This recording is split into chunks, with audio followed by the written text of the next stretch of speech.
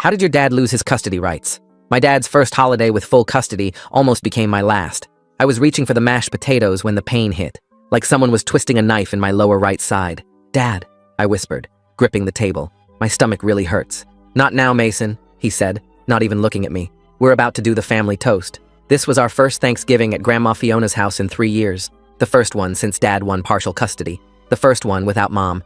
I want to make a toast, Grandma Fiona began, raising her wine glass, to having our family back together, away from certain negative influences. Everyone knew she meant Mom.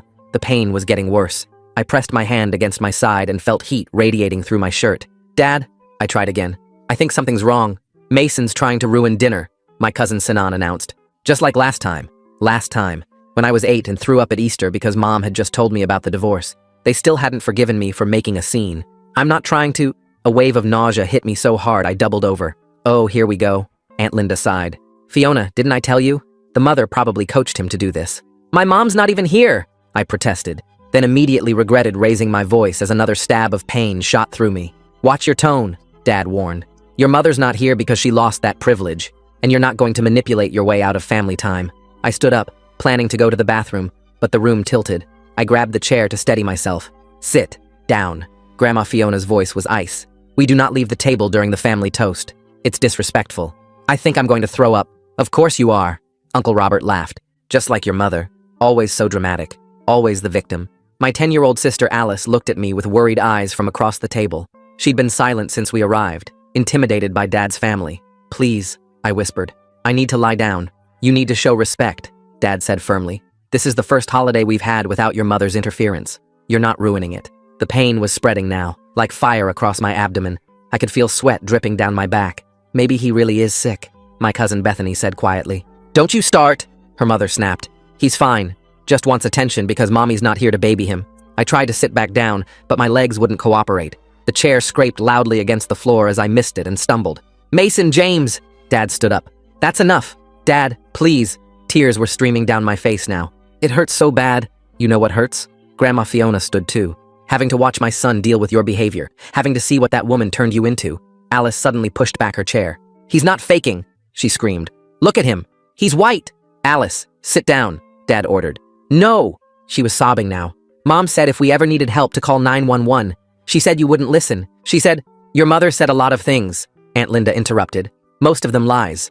The room started spinning. I dropped to my knees, clutching my side. It felt like my insides were on fire. He's being ridiculous, Uncle Robert said. In my day, kids didn't pull these stunts. It's not a stunt. Alice was hysterical. Please, someone help him. I'm calling his mother, Aunt Linda announced. Through my tears, I saw Alice crawling under the table toward the kitchen. Smart girl. There was a landline in there. Where do you think you're going? Grandma Fiona grabbed Alice's ankle. Let go of her. I tried to yell, but it came out as a whisper. That's when I threw up. All over Grandma Fiona's Persian rug. My rug! She shrieked. Do you see? Do you see what these children are? Just like their mother, someone muttered.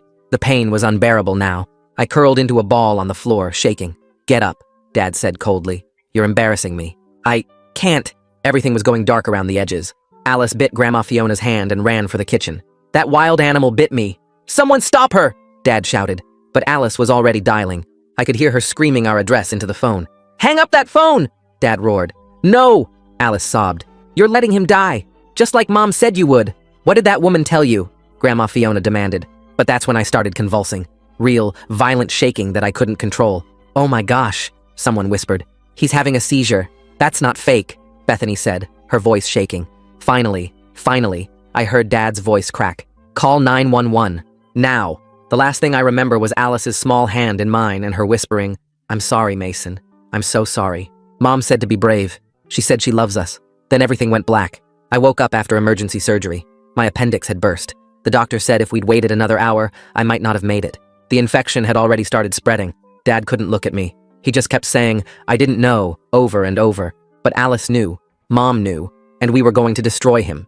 The machines next to my bed kept beeping while I watched Dad pace back and forth by the window. His shoes squeaked on the floor with each turn. He kept saying the same 3 words over and over, real quiet, like he was praying.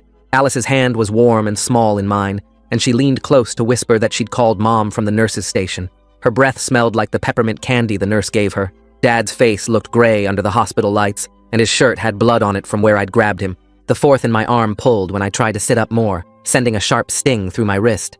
Alice helped me adjust the pillow behind my back, her movements careful like she was afraid I might break. The door opened, and a woman in blue scrubs walked in carrying a clipboard. She looked at Dad first, then at me, then started explaining what happened inside my body. My appendix had burst open, and poison was spreading through my belly when they cut me open. She pointed to spots on my stomach where they'd had to clean out the infection. If we'd waited 1 more hour, she said, looking straight at Dad, I probably would have died. Dad's knees actually buckled, and he had to grab the windowsill to stay standing. Alice squeezed my hand harder, and I could feel her shaking. The surgeon kept talking about antibiotics and recovery time, while Dad just stared at the floor. She wrote notes on her clipboard and said she'd already told the emergency room staff about the delay in treatment. Dad's head snapped up at that, but he didn't say anything. The surgeon left, and we sat there in silence, except for the beeping machines. Around midnight, I heard running footsteps in the hallway, and then Mom burst through the door. She looked wild, her hair messy, and her coat half off her shoulders. Dad immediately backed toward the door, but Mom didn't even glance at him. She grabbed me and Alice both, pulling us against her chest so tight I could barely breathe. Her tears dropped onto my hospital gown, and she kept kissing the top of my head. Alice started sobbing into Mom's shoulder, and I felt my own tears coming again. Mom held us for what felt like forever, rocking us slightly like when we were little. Dad slipped out into the hallway without saying anything. The next morning, a woman with gray hair and a badge knocked on the door. She introduced herself as Donna Waite from Child Protective Services and said the hospital had called them. Mom sat up straighter in the chair she'd slept in all night. Donna explained that the emergency room staff documented that several adults stopped me from getting help for a dangerous medical problem. She had a folder with papers and started asking Mom questions about custody arrangements. Dad and Grandma showed up while Donna was still there, and Grandma immediately started talking loud and fast. She told Donna that Mom must have told me to fake being sick to ruin their family dinner. Dad nodded along, adding that I'd always been dramatic, and Mom encouraged it. Donna looked at them both, then opened her folder and pulled out some papers. She showed them the medical report that said my appendix had burst, and I almost died from infection.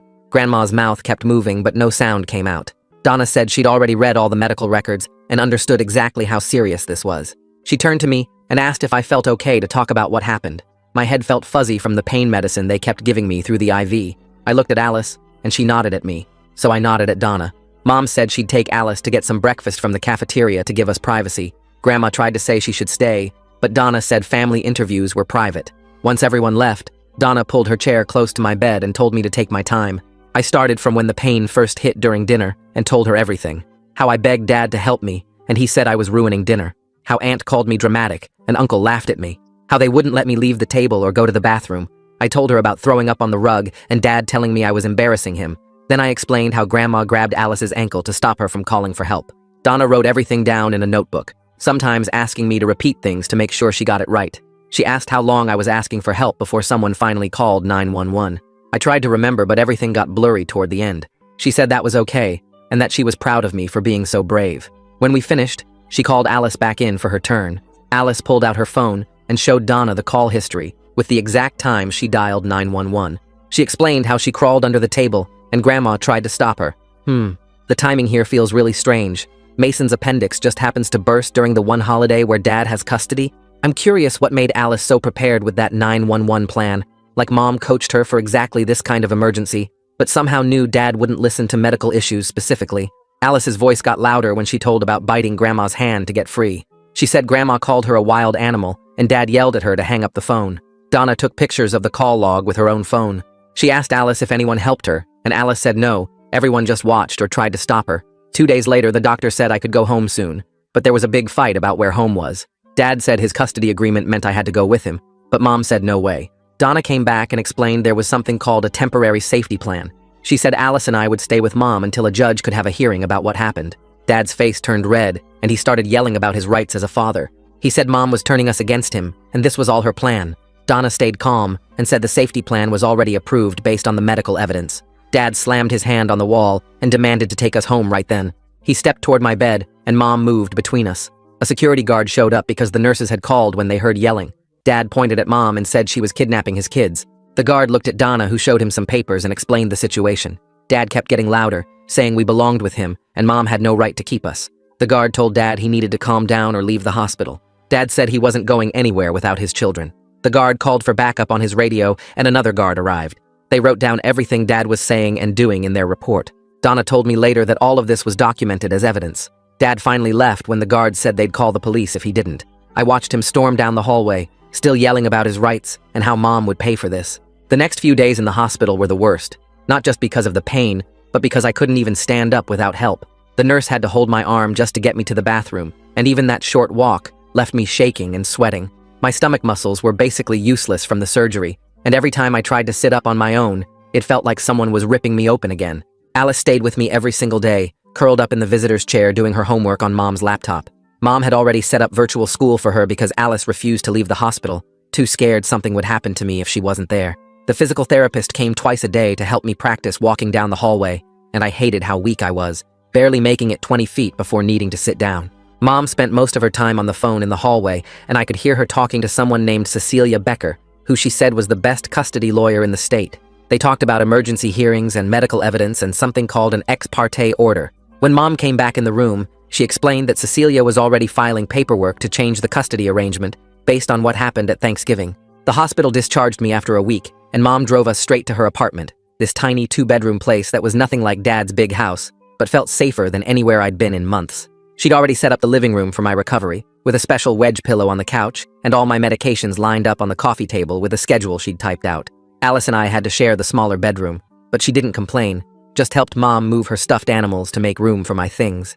I started writing everything down in a notebook Mom bought me, every detail I could remember from Thanksgiving, and all the other times Dad ignored when we were sick or hurt. Like when I had bad stomach pain 3 months ago and he said I was being dramatic and didn't need urgent care, or when Alice cut her hand on broken glass and he just put a band-aid on it instead of getting stitches.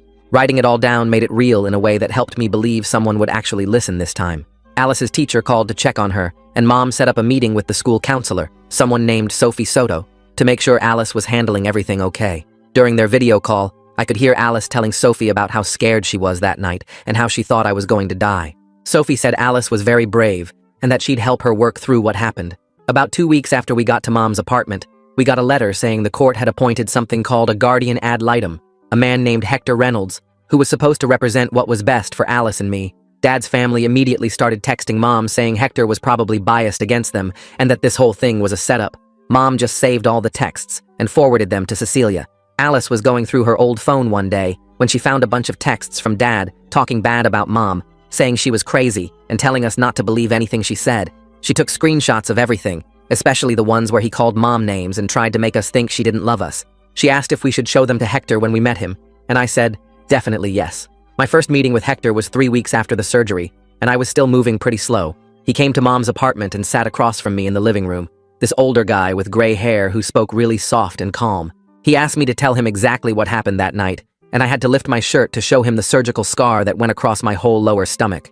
I walked him through every minute I could remember, from when the pain started to when I passed out on Grandma's floor. He wrote everything down in a yellow legal pad and never interrupted me once. When I finished, he said what happened to me was completely inexcusable, and no child should ever have to beg for medical help. Alice met with him next, and she brought her phone to show the exact time she called 911, which was 7:43 p.m. according to the call log. She showed him all the screenshots of Dad's texts and explained how Grandma grabbed her ankle and called her a wild animal. Hector told her she was incredibly brave and that her quick thinking saved my life, which made her cry, but in a good way. That same week, my phone started blowing up with messages from a group chat someone in Dad's family had created. They were calling us liars and saying Mom had brainwashed us into making up stories. Aunt Linda wrote that we were ungrateful brats who didn't appreciate everything Dad did for us. Uncle Robert said kids today have no respect and that we needed discipline, not coddling. But then Bethany, my cousin who had said I looked really sick at dinner, sent me screenshots of the adult family group chat where they were planning what to tell people and trying to get their stories straight about what happened that night. Sophie met with Alice at the school the next day, and they worked out this whole safety plan where only Mom or people Mom approved could pick Alice up from the school. The office staff got a copy, and Sophie explained to them about the custody situation and how Grandma might try something. Alice came home that afternoon looking more relaxed than she had in weeks, because she knew Grandma couldn't just show up and take her away. 3 days later, we had to go to our first supervised visitation with Dad at this gray building downtown that looked like every government office ever built. The supervisor was this older woman who sat in the corner with a clipboard while Dad tried to act normal with us in this weird playroom that had toys for little kids, even though Alice was 10 and I was 14. Dad kept bringing up Mom every 5 minutes, asking if she told us what to say to the social worker, if she coached us about Thanksgiving, if she was filling our heads with lies about him. The supervisor would clear her throat whenever he got too pushy, but then she got a phone call and stepped out into the hallway for what she said would be just a minute. The second she left, Dad leaned forward and grabbed my wrist. Not hard enough to hurt, but firm enough that I couldn't pull away. "Your mother put you up to this whole thing, didn't she?" I pulled my phone out with my free hand and hit record without him noticing, keeping it low on my lap. "She's been planning this for years, waiting for the right moment to turn you against me." I kept my face blank, while he went on about how Mom was manipulative and how she'd poisoned us against his family and how we were destroying everything he'd worked for. The supervisor came back after about 3 minutes, and Dad immediately let go of my wrist and went back to talking about school and normal stuff. Alice had gone to the bathroom during all this, but when we were leaving, she grabbed my arm and whispered that she'd heard Grandma's voice in the lobby. She'd been standing right outside the bathroom door talking to Dad before we arrived, telling him exactly what to say to make Mom look bad in the supervisor's report. Alice had stood on the toilet seat to hear better through the door vent and memorized the exact words, which were something like, "Tell them their mother is unstable and has a history of making false accusations, and make sure you mention she's behind on her bills and can't provide properly." We told Mom about it when she picked us up, and she immediately called Cecilia, who said to write it all down with the exact time and date. 2 weeks later, I had my follow-up appointment with the surgeon who'd saved my life. She examined my scar, which was healing, but still looked pretty rough. This red line across my whole lower stomach that pulled when I moved too fast. She asked me to describe again what happened that night and how long I'd been in pain before getting help. Then she sat at her computer for like 20 minutes, typing up this detailed letter about how serious my condition was, using all these medical terms I didn't understand. Mason's recovery journal reads like evidence gathering 101. Smart kid knows documentation beats denial every time, especially when Dad's family texts provide their own proof against themselves. But basically saying the delay in treatment nearly killed me, and that peritonitis had already set in when I arrived. She printed out 3 copies, one for me, one for my medical records, and one she said she'd send directly to the court if needed. Mom's attorney Cecilia called that afternoon saying the surgeon's letter was exactly the kind of medical evidence they needed to show the severity of what happened. The next morning, Donna showed up at Mom's apartment for a home inspection. Mom had been cleaning for 2 days straight, even though the place was already pretty clean, making sure everything was perfect. Donna walked through each room with a checklist, taking pictures of Alice's homework station that Mom had set up in the corner of the living room with all her school supplies organized in little bins. She photographed the medication schedule Mom had posted on the fridge, showing exactly when I needed to take my antibiotics and pain meds with check marks for each dose. She looked in the kitchen cabinets, which were full of food, checked that we each had our own bed with clean sheets, made sure the bathroom had all our toiletries and first aid supplies. She spent extra time in our room where Mom had put up some of our artwork and photos, making it feel like home even though we'd only been there a few weeks. Donna wrote notes about everything being stable and appropriate, and said she was impressed with how organized Mom was, despite the sudden transition. That same night, my phone buzzed with a long text from Aunt Linda. She wrote this whole thing about how sorry she was that things got out of hand at Thanksgiving, but that I needed to think about what I was doing to the family. She said Dad was devastated, and that Grandma was having chest pains from the stress, and that we were tearing everyone apart with our accusations. She ended it by saying family was supposed to stick together, and that I should convince Alice to stop this nonsense before it went too far. I screenshotted the whole thing and forwarded it to Hector without writing back, because Cecilia had told us not to respond to any messages from Dad's family. 3 days later, Mom got a call from Alice's school saying Grandma had shown up trying to pick Alice up. The office staff followed the safety plan exactly, telling Grandma that she wasn't on the approved list and couldn't take Alice anywhere. Grandma started yelling about her rights as a grandmother and how she had emergency custody papers, which was a total lie. The principal called the police, while the secretary kept Grandma busy with paperwork she didn't actually need to fill out. When the officers arrived, Grandma tried to tell them the school was kidnapping her granddaughter, but they'd already talked to the principal, who showed them the safety plan and custody documents. The police made Grandma leave and wrote up a report about the attempted violation of the custody agreement, which the school immediately sent to Sophie, Donna, and Mom's attorney. About a week later, Mom took us grocery shopping and I was pushing the cart past the deli section when I smelled gravy heating up. My whole body just froze, and suddenly, I was back on Grandma's floor, curled up in pain, while everyone stood around calling me dramatic. My chest got tight, and I couldn't breathe right. My hands started shaking, and I felt like I was going to pass out. Mom saw what was happening and immediately abandoned the cart, getting me outside to the parking lot where she sat me down on a bench and helped me breathe slowly, counting with me until my heart stopped racing. She called around that afternoon and found a therapist named Olive who specialized in medical trauma and got me an appointment for that week. A few days before my first therapy appointment, Alice came to me with this plan she'd been working on. She wanted to sneak back into Dad's house when he was at work and go through Grandma's phone because Grandma never locked it and always left it charging in the kitchen. Alice figured there would be texts about us, or about that night, that we could use as evidence. I told her absolutely not, that it was way too dangerous, and probably illegal too. She got upset saying we needed more proof, but I explained that we had enough evidence already, and breaking into Dad's house would only make us look bad, and could get Mom in trouble. We agreed to trust the legal process, and let the adults handle getting evidence the right way. After my first session with Olive, where I mostly just told her what happened, I met with Hector and Cecilia at Mom's attorney's office. I played them the recording from the supervised visit, where Dad grabbed my wrist and accused Mom of coaching us. The sound quality wasn't perfect, but you could clearly hear Dad saying Mom had poisoned us against him and that she'd been planning this for years. Cecilia took notes while listening, and Hector asked me why I'd thought to record it. I explained that Mom had always told us to document everything with Dad's family because they would lie about what happened, and this seemed like something important to have proof of. They said the recording showed a clear pattern of Dad trying to manipulate us and blame Mom for everything instead of taking responsibility for what happened at Thanksgiving. The next day, Sophie called to say she wanted to work with Alice on writing down what happened at Thanksgiving. Mom drove us to the school counselor's office, where Sophie had set up a quiet room with colored pens and paper. Alice sat at the small table and started writing slowly, her tongue poking out the way it does when she's concentrating hard. Sophie sat next to her, not rushing, just being there while Alice wrote about how scared she was when I fell on the floor. She wrote about Grandma grabbing her ankle and how she bit her to get free. She wrote about calling 911 and Dad yelling at her to hang up. When Alice's hand got tired, Sophie helped her take breaks, and they practiced reading parts out loud. Alice's voice shook at first, but got stronger each time she read about saving my life. Sophie recorded Alice reading the whole thing on her phone so Alice could practice at home too.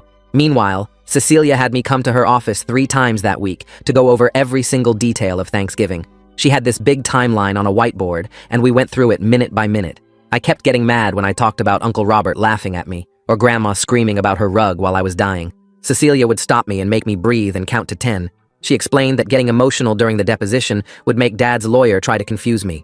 We practiced with her assistant pretending to be Dad's lawyer, asking me trick questions and trying to make me lose my temper. By the 3rd session, I could tell the whole story without my voice shaking or my fists clenching. Alice was playing a game on her phone one afternoon when she noticed something weird in her settings. There was an app she didn't download called Family Tracker that showed her location all the time. She showed Mom, who immediately called Cecilia's office. Their IT guy came to the house that same day and found the app was installed with Dad's Apple ID. He took screenshots of everything, showing when it was installed and how it tracked Alice 24/7. The IT guy also found Dad could see her text messages through the app. He wiped her phone completely clean and set her up with a new Apple ID that Dad couldn't access. Alice was quiet for hours after finding out Dad had been watching her like that. 2 weeks later, we had our first hearing at the courthouse. The room was smaller than I expected, with wood panels on the walls and a judge who looked tired. Dad sat on one side with his lawyer, and we sat on the other with Cecilia. Hector stood in the middle since he was there for me and Alice. The judge read through all the reports from Donna, the hospital, and Hector. Dad's lawyer tried to argue that it was all a misunderstanding, but the judge cut him off. She ordered supervised visitation only, twice a month for 2 hours each. Dad had to take parenting classes and complete them before he could ask for any changes. She also said Grandma couldn't be at any visits and couldn't pick us up from the school. Dad's face turned red, but his lawyer grabbed his arm before he could say anything. It wasn't full custody for Mom, but at least we were safe. That night, Bethany texted Alice a bunch of screenshots from the family group chat. They were calling us liars and brats. Aunt Linda wrote that we were just like our mother, manipulative and dramatic. Uncle Robert said we needed discipline, not coddling. Grandma wrote the longest message about how we'd destroyed the family and turned our backs on blood. The worst part was Dad liked every single message. Alice cried reading them, and I wanted to throw my phone at the wall. Mom said to save everything and forward it to Cecilia. A few days later, Cecilia called with news that made my stomach drop. She'd been going through Dad's insurance records and found something from 3 months before Thanksgiving. Dad had called the nurse line about my severe stomach pain, and they told him to take me to urgent care immediately. He never took me. The insurance showed he declined the recommended visit. Cecilia said this proved a pattern, that Thanksgiving wasn't the first time he ignored my medical needs. She was adding it to our evidence file. Alice had to go with Mom to pick something up at Grandma's church for the custody case. While Mom talked to the secretary, Alice waited in the hall. She heard 2 older ladies whispering about our family. One said she always thought Grandma was too harsh on those kids. The other said she saw what happened at Easter when I threw up and how mean everyone was to an 8-year-old. A man walking by added that he'd heard about the Thanksgiving incident from his daughter who worked at the hospital. Recording that supervised visit was pretty clever.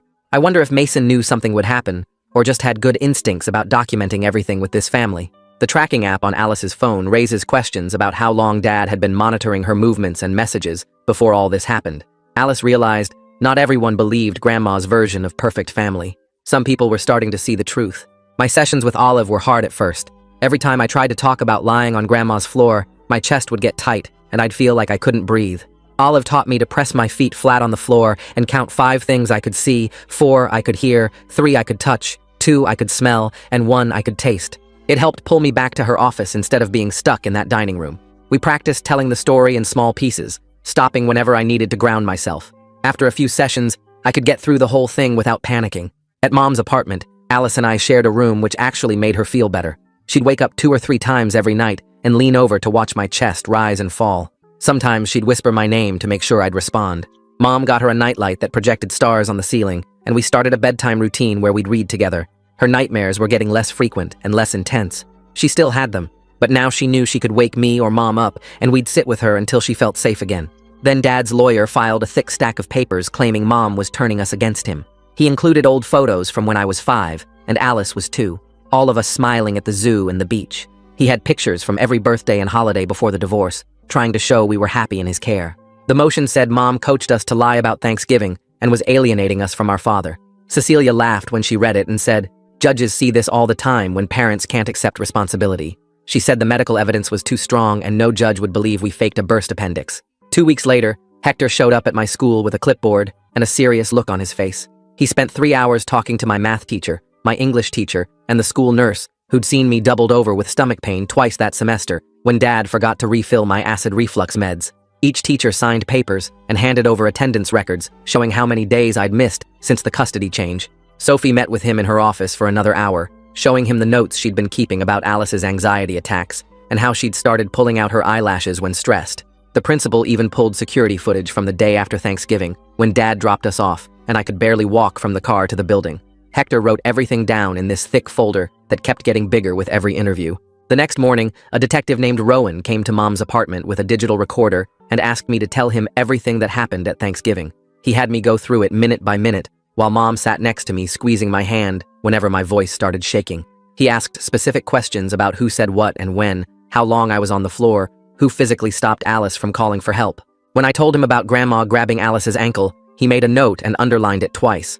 He said the hospital had filed their mandatory report and he needed my statement for the investigation. He explained that while criminal charges were unlikely because proving intent would be hard, the documentation would help with the custody case. 3 days later, Alice came home from the school with an envelope that had her name written in Grandma's perfect cursive. Mom wanted to open it first, but Alice said she could handle it. Inside was a 2-page letter about how disappointed Grandma was in Alice for biting her and calling 911 against the family's wishes. It said, good girls don't betray their grandmothers, and that Alice had shown her true colors, just like her mother. The last paragraph said Alice would need to apologize properly if she ever wanted to be welcome in their home again. Alice read it once, folded it back up, and asked Mom to give it to Hector for the custody file. She didn't cry or get upset, just went to do her homework like nothing happened. Our first supervised visit with Dad was scheduled for the following Tuesday at this gray building downtown with security cameras everywhere. The supervisor was this older lady named Janet, who explained the rules while we sat in a room that looked like a sad daycare center with old toys and peeling paint. Dad showed up 5 minutes late wearing his work clothes and looking tired. We played Uno for 20 minutes before I finally asked him straight out why he didn't believe me when I said I was in pain at Thanksgiving. He stopped mid-shuffle and stared at his cards for a long time.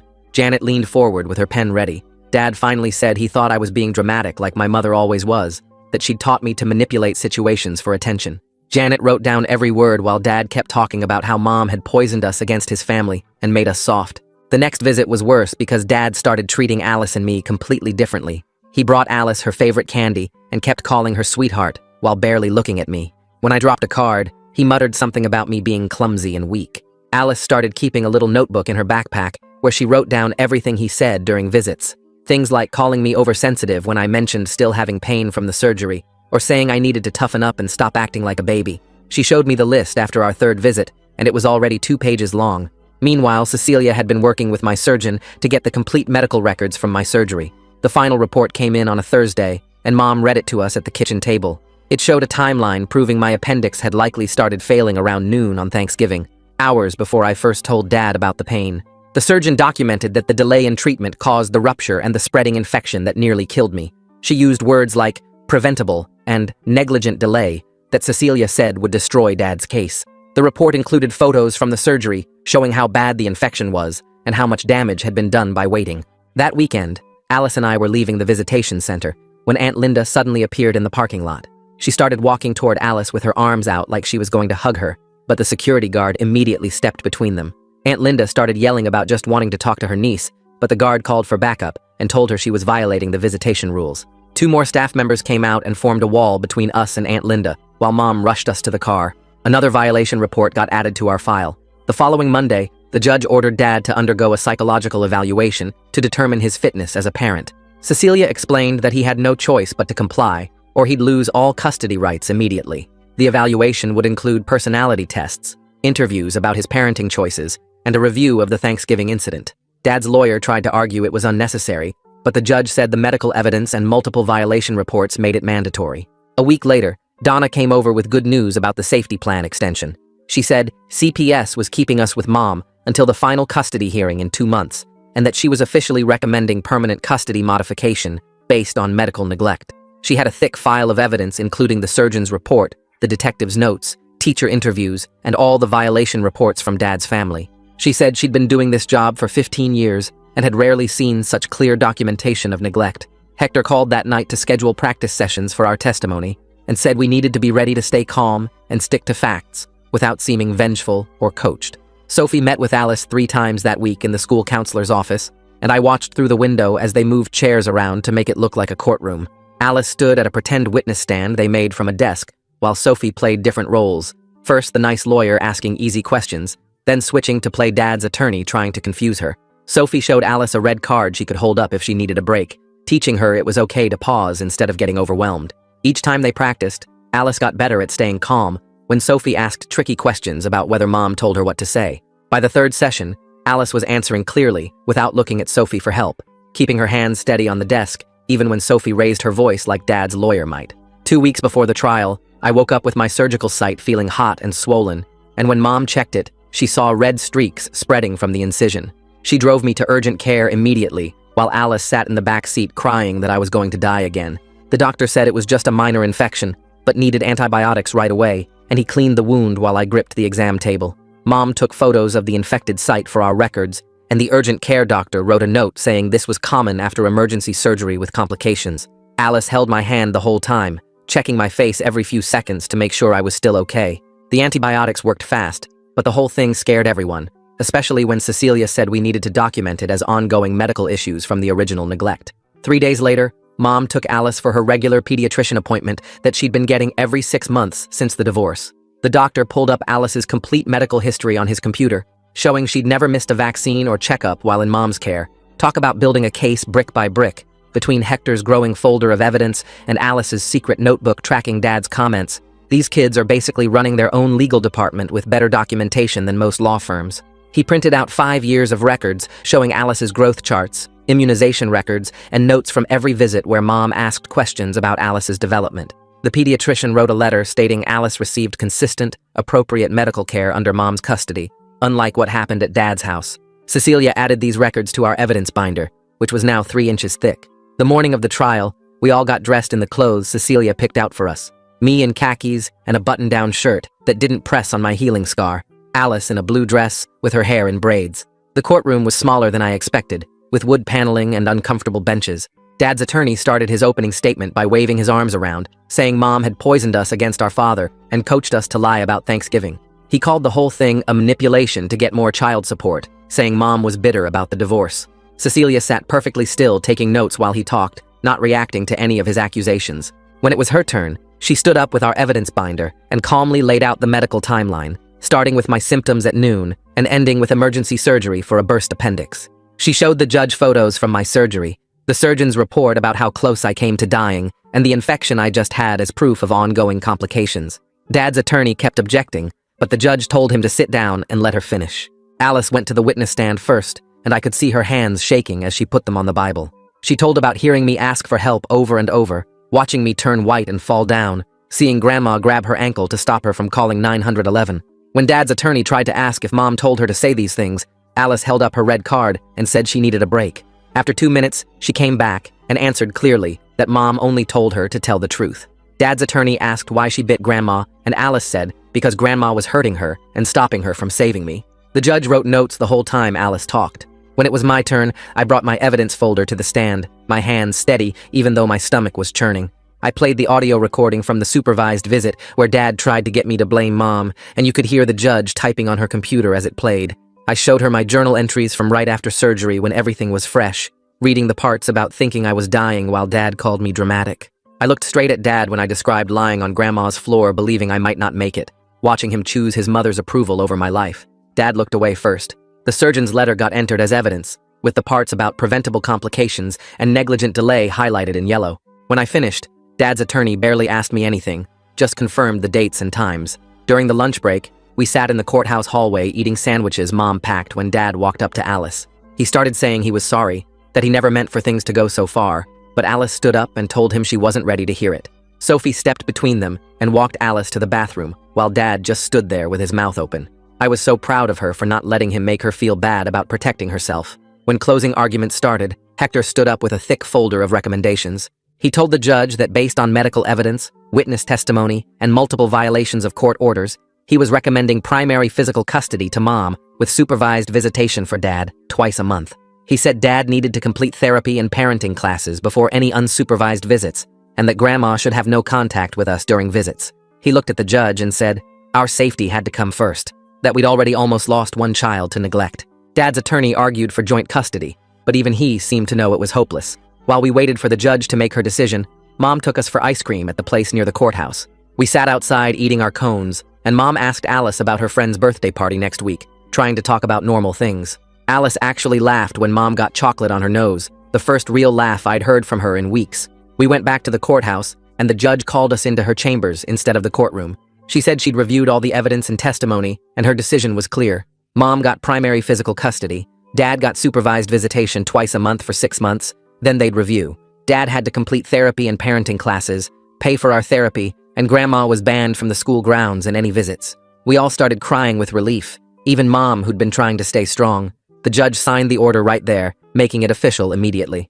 We walked out of the courthouse into the bright afternoon sun, and Mom drove us straight to get milkshakes to celebrate. 2 weeks later, Alice was back at her regular school schedule, and kids kept asking her weird questions about why she wasn't living with Dad anymore. Sophie met with her every Tuesday during lunch and taught her to just say it was grown-up stuff and change the subject. Alice told me she actually missed Grandma's Christmas cookies and the big tree at Dad's house, but she knew we couldn't go back there. One afternoon, my phone buzzed with a text from Bethany saying she was sorry for not helping me on Thanksgiving when she could see I was really sick. She wrote that she wanted to maybe hang out sometime if I was okay with it, but she understood if I never wanted to see any of them again. I texted back that maybe someday we could talk, but right now Alice and I needed space to figure things out without pressure from Dad's side of the family.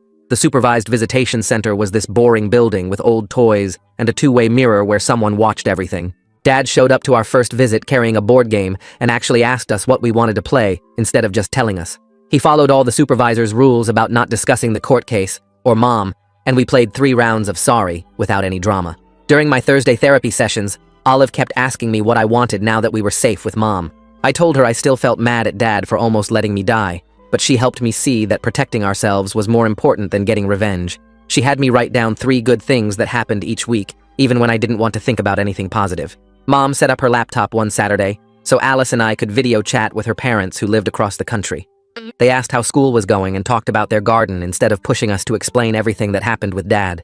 Grandpa showed us his new tomato plants, and Grandma, Mom's mom, not Fiona, sent us a care package with homemade cookies that actually tasted good. One morning I was getting ready for school and caught myself staring at the scar on my stomach in the bathroom mirror. It wasn't just ugly proof of what happened anymore, but evidence that I fought to stay alive, even when nobody would listen to me. I grabbed my journal and wrote about how Alice and I went to the park yesterday, and she laughed on the swings for the first time in months. Sophie gave Alice a special notebook to write down what she wanted to tell the judge at our 6-month review hearing coming up. Alice spent hours working on it, crossing things out and starting over, focusing on how much better she felt now that she knew we were safe. She practiced reading it to me and Mom, saying things like how she could sleep through the night now and wasn't scared of getting in trouble for calling 911. 6 months after that terrible Thanksgiving, I woke up in my bed at Mom's apartment and realized we had a routine that actually worked. Alice caught the bus to the school without crying. I was back on the basketball team, and we saw Dad twice a month at the center where he was actually trying. He'd started his therapy and parenting classes, and even admitted once that he should have listened to me that night. The anger wasn't gone, and probably never would be completely, but it didn't control everything I did anymore. Alice and I had our own inside jokes now, and she'd stop checking on me every night to make sure I was still breathing. We weren't trying to destroy anyone anymore, just trying to be regular kids who happened to have a really messed up story about a Thanksgiving dinner. The trauma counselor said healing wasn't a straight line, and some days were harder than others, but we were doing it. Mom had primary custody. Dad was getting the help he needed, and Alice and I knew we'd always have each other no matter what happened at the next court review or anywhere else. Makes you wonder, right? All those years of medical records might have been the one thing that left Dad's lawyer completely quiet during cross-examination. Like the video, it helps more than you think.